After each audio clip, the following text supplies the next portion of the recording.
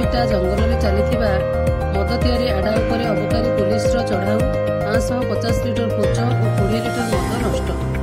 ଆଜି ସନ୍ଧ୍ୟା ସମୟରେ ଜିଲ୍ଲା ଅବକାରୀ ବିଭାଗ ସୂତ୍ରରୁ ମିଳିଥିବା ସୂଚନା ଅନୁସାରେ ଘଣ୍ଟାପଡ଼ା ଥାନା ଅନ୍ତର୍ଗତ ଉମା ଗ୍ରାମର ସାହସପିଟା ଜଙ୍ଗଲ ନାଳ ଭିତରେ ଚାଲିଥିବା ମଦ ତିଆରି ଆଡ଼ା ଉପରେ ବିଶେଷ ସୂତ୍ରରୁ ଅବକାରୀ ବିଭାଗ ଖବର ପାଇ ଆଜି ଅପରାହ୍ନ ପାଖାପାଖି 4:48 ସମୟରେ ଚଢ଼ାଉ କରିଥିଲେ। ଚଢ଼ାଉ ସମୟରେ ଆସାମୀମାନେ ଘଟଣାସ୍ଥଳରୁ ଛାଡ଼ି ଚାଲିଯାଇଥିବା ସ୍ଥଳରେ କଣ୍ଟାମାଳ ଅବକାରୀ ପୁଲିସ ମଦ ଆଡ଼ା ସ୍ଥଳରେ ଆସାମୀମାନେ ଛାଡ଼ି ଯାଇଥିବା 550 ଲିଟର ମହୁଲ ପୋଚ ଓ 20 ଲିଟର ରନ୍ଧା ମଦ ତିଆରି ପାଇଁ ବ୍ୟବହୃତ ସାମଗ୍ରୀକୁ ଜବତ କରି ଘଟଣାସ୍ଥଳରେ ନଷ୍ଟ କରିଛନ୍ତି। ଏନେଇ 97/2024 ଏକ ମାମଲା ରୁଜୁ କରାଯାଇଥିବା ନେଇ କଣ୍ଟାମାଳ ଅବକାରୀ ଥାନାର ଓଆଇସି ସୂର୍ଯ୍ୟକାନ୍ତ ମଲ୍ଲିକ ସୂଚନା ଦେଇଛନ୍ତି।